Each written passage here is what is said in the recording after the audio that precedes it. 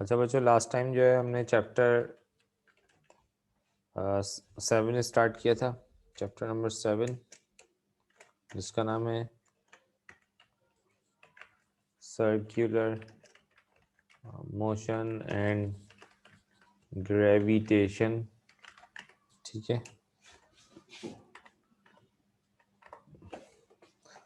Circular motion and gravitation के अंदर कल मैंने आपको जो टॉपिक पढ़ाए थे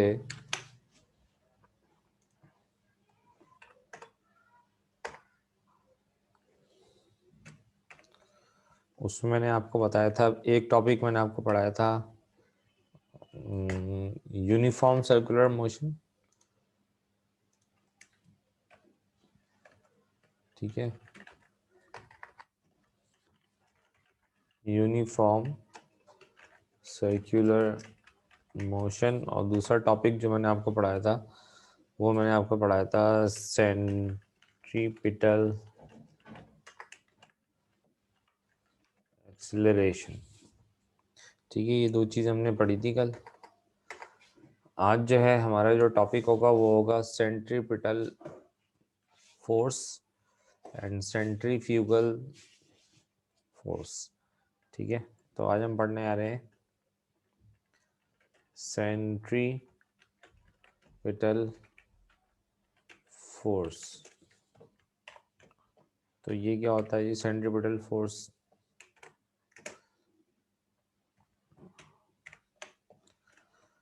तो हमें पता है कि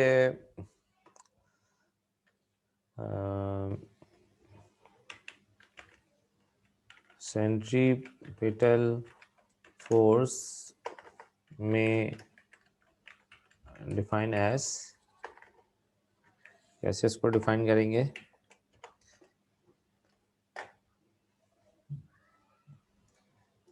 कि when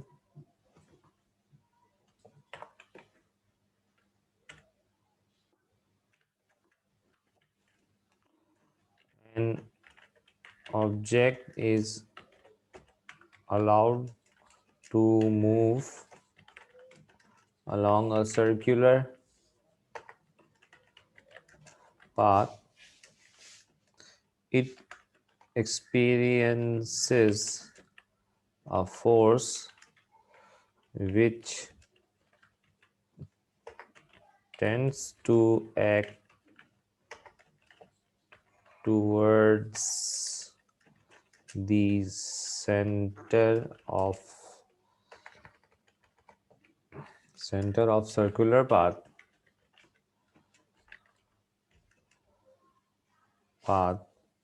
and called as centripetal force। ठीक है, जब किसी भी ऑब्जेक्ट को आप अलाउ करते हैं कि वो सर्कुलर पाथ में क्या करे, मूव करे, तो वो क्या करता है, एक उसको एक फोर्स लगती है या वो एक फोर्स एक्सपीरियंस करता है जो किस तरफ एक्ट करती है, वो सर्कुलर पाथ के सेंटर की तरफ एक्ट कर रही होती है। और इस फोर्स को हम क्या नाम देते हैं, सेंट्रीपिटल फोर्स क्या नाम देते हैं। जैसे कि डायग्राम में मैं आपको दिखा देता हूँ, एक छोटी सी डायग्राम बना लेते हैं यहाँ पे।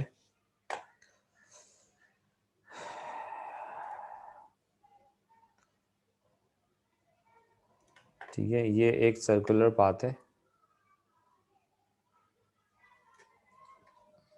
एक सर्किल है, और यहाँ पर जो है वो एक आपको एक ऑब्जेक्ट नज़र आ रहा है जो कि ये एक छोटा सा ऑब्जेक्ट है जो सर्कुलर पाथ पे मूव कर रहा है, और ये जो है सर्कुलर पाथ का सेंटर है।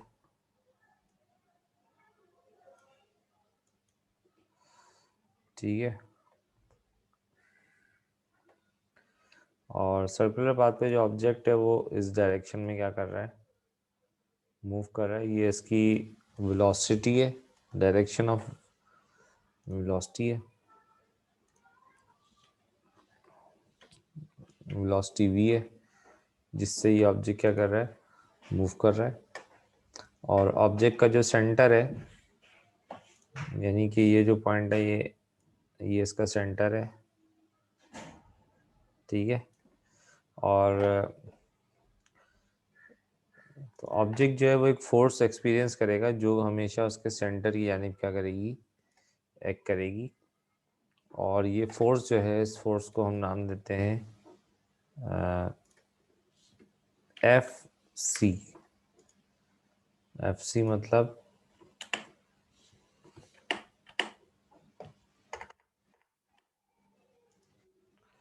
Centripetal force. F for force होता है, सी फॉर सेंट्रीपिटल होता है। तो इसलिए इस फोर्स को हम क्या पढ़ेंगे, सेंट्रीपिटल फोर्स कहेंगे। वैसे भी आपको पता है कि जो मूविंग ऑब्जेक्ट है इसके अंदर क्या प्रोड्यूस होगा, एक एक्सेलरेशन प्रोड्यूस होगा। और उस एक्सेलरेशन को हम क्या बोलते हैं, उसको हम बोलते हैं ए सी, सेंट्रीपिटल एक्सेलरेशन। तो आपको अपने फिजिक्स में पढ़ा हुआ है, क्या पढ़ा हुआ है कि एक्सेलरेशन जो होता है वो हमेशा, acceleration is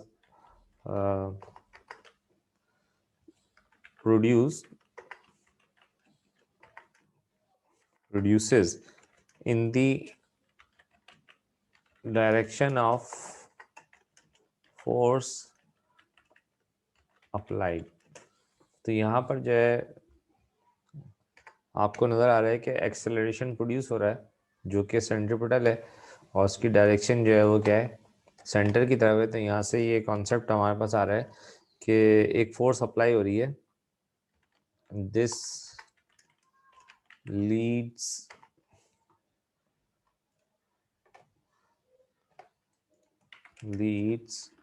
to an idea that a force must be applied to the object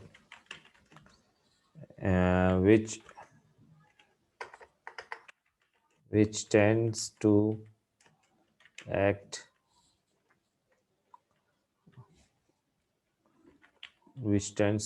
towards center of the circular path। ठीक है, किस तरफ एक्ट कर रही होगी, सर्कुलर पाथ की सेंटर की यानी एक्ट कर रही होगी। एंड नोन एज, उसको हम क्या नाम देते हैं, सेंट्रीपिटल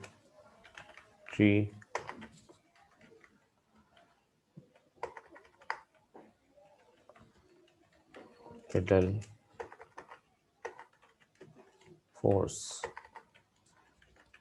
ठीक है, हाय आज टाइपिंग नहीं हो रही है, ठीक है जी। तो यहाँ से आपके पास कॉन्सेप्ट आ रहा है सेंट्रीपिटल फोर्स का, ठीक है। अब ये जो बातें, ये तो मैंने आपको वैसे ही बताई हैं, इससे कोई ताल्लुक नहीं है जो अभी हम टॉपिक लिख रहे हैं। तो ये वैसे ही आप जहन में रखिएगा, ठीक है। उसके बाद जो टॉपिक से रिलेटेड मैटर है वो ये कि the magnitude of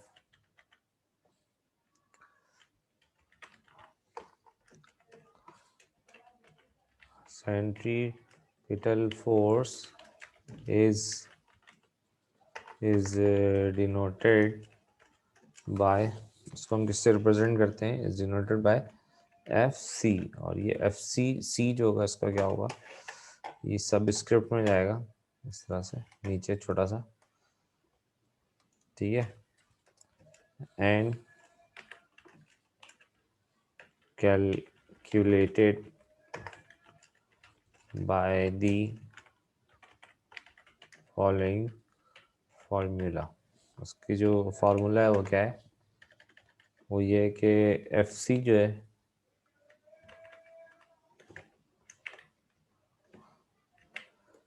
F C बराबर होगा, फोर्स मालूम करने का फार्मूला क्या होता है, एम इंटू ए।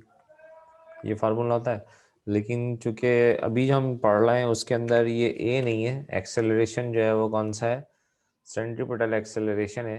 लिहाजा यहाँ पर हम ए की जगह क्या ले लेंगे, हेयर ए जो है वो किसके बराबर है, ए सी के बराबर है, यानी सेंट्रीपिटल एक्सेलरेशन के बराबर है। लिहाजा हमने रिप्लेस कर दिया, ठीक है ना, फॉर्मूले में ए की जगह क्या लगा दिया, सी लगा दिया। तो ये हो गया F is equal to F C, यानी सेंट्रीपिटल फोर्स बराबर हो जाएगा M इंटू ए सी, ठीक है। अच्छा जी, उसके बाद हमें मालूम है कि सेंट्रीपिटल एक्सेलरेशन मालूम करने का क्या फार्मूला होता है। कल हमने देखा था कि एस वी नो दैट, हमें मालूम है कि जो ए सी है सेंट्रीपिटल एक्सेलरेशन, उसको कैसे मालूम करते हैं,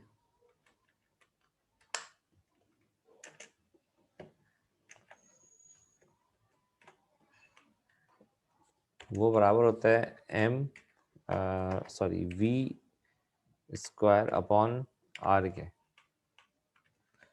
ठीक है, वी स्क्वायर अपॉन आर के इसका फार्मूला होता है। तो यहाँ पर हम लिखेंगे देयरफॉर जो फोर्स का फार्मूला होगा, यानी सेंट्रीपिटल फोर्स का फार्मूला होगा, वो क्या हो जाएगा,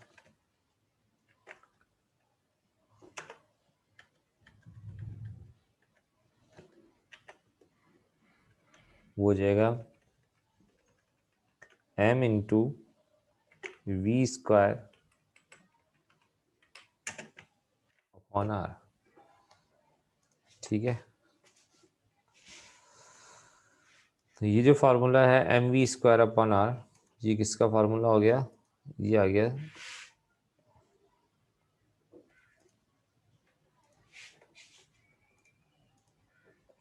सेंट्रीपिटल एक्सेलरेशन का, सेंट्रीपिटल फोर्स का फार्मूला आ गया, ठीक है। तो इसको हमने निकाला है किससे, इसको हमने फोर्स के ही फार्मूले से निकाला है, ठीक है ना। फोर्स का फार्मूला क्या होता है, F is equal to M A. तो इसी फार्मूले से हमने सेंट्रीपिटल फोर्स का फार्मूला निकाला है, F C is equal to M V square upon R, ठीक है जी। तो ये था कॉन्सेप्ट सेंट्रीपिटल फोर्स का। बिल्कुल इसी तरीके से एक और कॉन्सेप्ट है, वो है सेंट्रीफ्यूगल फोर्स का। तो सेंट्रीफ्यूगल फोर्स क्या होती है, तो सेंट्रीफ्यूगल फोर्स के लिए मैं यहाँ पे ये डायग्राम को डिलीट कर रहा हूँ, दूसरी डायग्राम बनाऊंगा।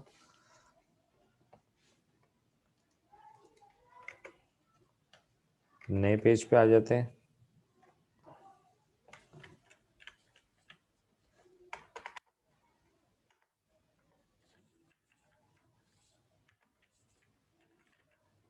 सेंट्रीफ्यूगल फोर्स, ठीक है।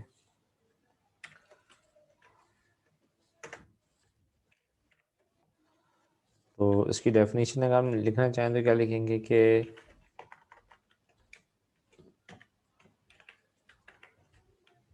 Centrifugal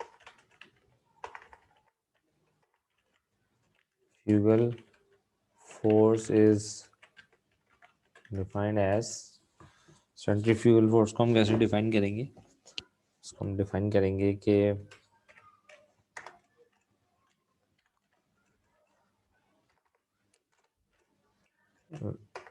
when an object moves along a circular path, it experiences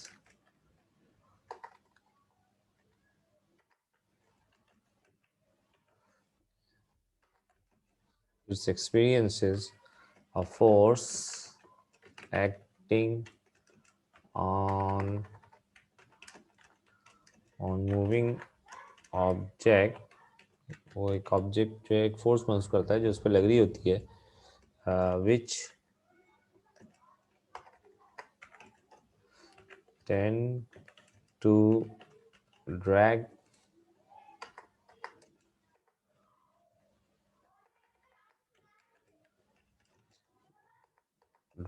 the object out outside the circular, outside का लफ्ज इस्तेमाल कर लें या away from the circular path is called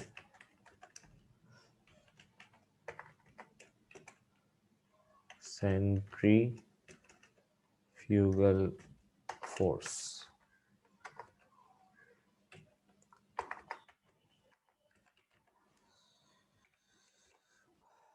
ठीक है जी। तो ये जो बात है ये बिल्कुल पुरानी वाली बात के अपोजिट है। सेंट्रीफ्यूगल फोर्स जो होती है वो बिल्कुल सेंट्रीपिटल फोर्स के क्या होती है, अपोजिट होती है।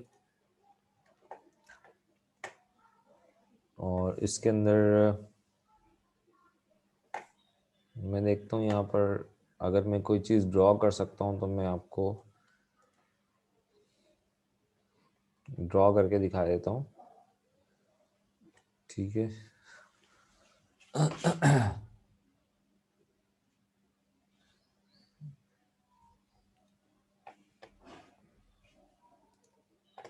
तो ये एक आपके सामने एक सर्कुलर पाथ है, ये मैंने दिखाया। ठीक है। और उसके अंदर जो है वो एक ऑब्जेक्ट है जो कि यहाँ पे क्या कर रहा है, मूव कर रहा है। और इसका ये जो है ये इसका सेंटर है,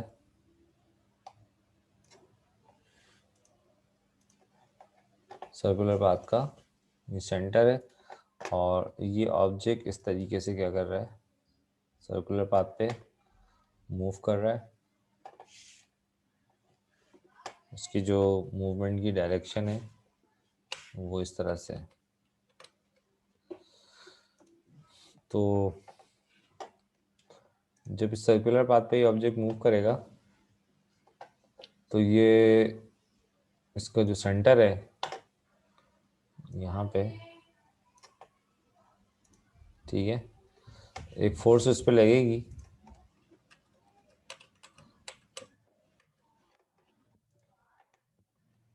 और ये जो फोर्स होगी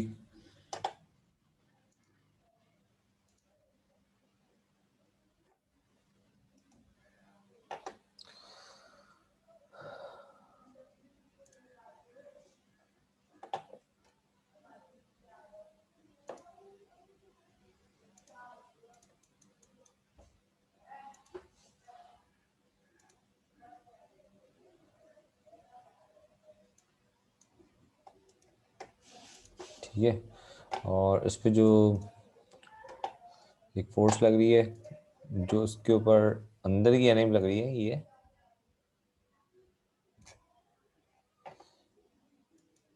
ठीक है, ये फोर्स है जो इस पे अंदर की एनर्जी लग रही है। और बिल्कुल इसके अपोजिट जो है एक और फोर्स होगी जो इसको उसके बाहर पे अपोजिट डायरेक्शन में लग रही होगी, इस डायरेक्शन में। ठीक है ना। अब ये जो फोर्स है जो यहाँ पर लग रही है, इसके अंदर की एनर्जी लग रही है, इसको हम क्या नाम देंगे,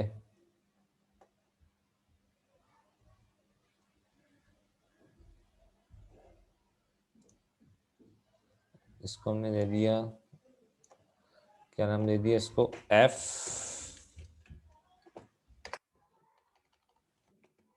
एफ सी। ठीक है, एफ सी मतलब सेंट्रीपिटल फोर्स। और ये जो फोर्स है जो बाहर की एनम लग रही है, इस फोर्स को हम क्या नाम दे देंगे? इसको हम नाम दे देंगे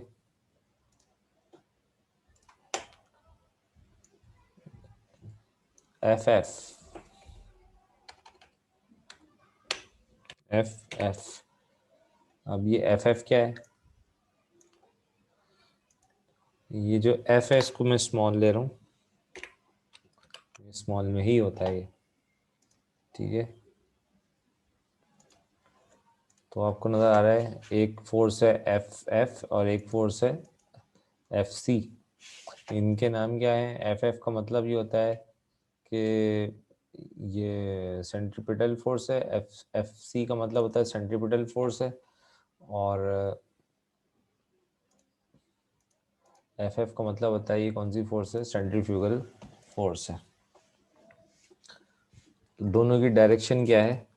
एक दूसरे के अपोजिट है, ठीक है, नज़र आ रहा है आपको। एक एफ एफ है और एक क्या है? एफ सी है। क्लियर हो गई है?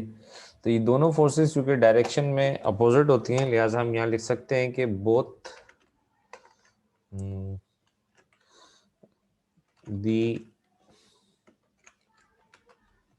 centrifugal force is always acts away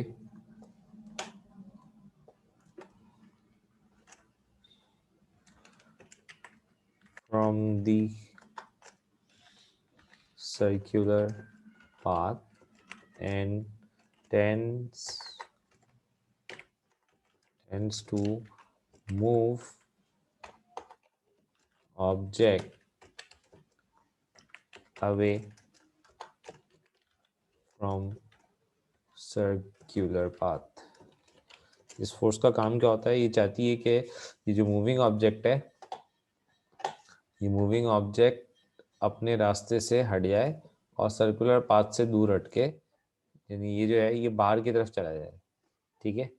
तो ये सर्कुलर, इस ऑब्जेक्ट को सर्कुलर पाथ से बाहर की तरफ लेके जाना चाह रही है, जबकि सेंट्रीफ्यूगल फोर्स क्या कर रही है? सर्कुलर पाथ के ऊपर ऑब्जेक्ट को सर्कल के सेंटर की जानिब लेके आना चाह रही है। तो इस के नतीजे में होता क्या है? नतीजा ये होता है कि ऑब्जेक्ट जो है ना सर्कुलर पाथ से, अगर ये फोर्सेस बराबर हो जाए तो ऑब्जेक्ट ना सर्कुलर पाथ से बाहर जाएगा ना सर्कुलर पाथ के अंदर आएगा, ठीक है, और सर्कुलर पाथ पे ही क्या करता रहेगा? हरकत करता रहेगा, ठीक है जी। तो ऐसा ही होता है क्योंकि ये दोनों फोर्सेस क्या होती हैं? बराबर होती हैं। S in uh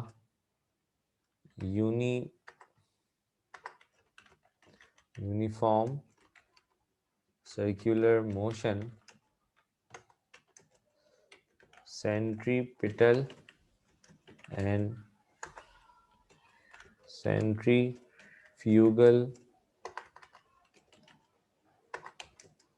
forces are equal to each other। एक दूसरे की क्या होती हैं? ये बराबर होती हैं। and let the object to move along circular path, ठीक है। तो सेंट्रीपिटल फोर्स हो यानी एफ सी हो, ये बराबर होती है किसके? एफ के, और ये दोनों का फार्मूला क्या होता है? सेम होता है, M V square upon R, ठीक है। इसको मैं सही कर देता हूँ फार्मूले को, ज़रा देखने में आपको सही लगेगा। एम वी स्क्वायर आ गया, ये सेंट्रीफ्यूगल फोर्स हो गई, ठीक है, और ये क्या हो गई? सेंट्रीपिटल फोर्स हो गई। तो हमें पता है कि सेंट्रीपिटल फोर्स और सेंट्रीफ्यूगल फोर्स जो है वो दोनों बराबर होती हैं, और इस लिहाज से सेंट्रीफ्यूगल फोर्स का जो फार्मूला होगा वो भी सेम वही होगा जो सेंट्रीपिटल फोर्स का फार्मूला होता है, यानी एफ एफ बराबर होगा किसके? M V square upon R के। तो ये थी आज की क्लास। जिसके अंदर हमने देखा कि सेंट्रीपिटल फोर्स क्या होती है और सेंट्रीफ्यूगल फोर्स क्या होती है। दोनों का लाइन ऑफ एक्शन अपोजिट होता है, लेकिन मैग्नीट्यूड वाइज दोनों फोर्सेस क्या होती हैं, इक्वल होती हैं। ठीक है, और इनके इक्वल होने की वजह से ही ऑब्जेक्ट जो है वो सर्कुलर पाथ पे क्या करता रहता है, मूव करता रहता है।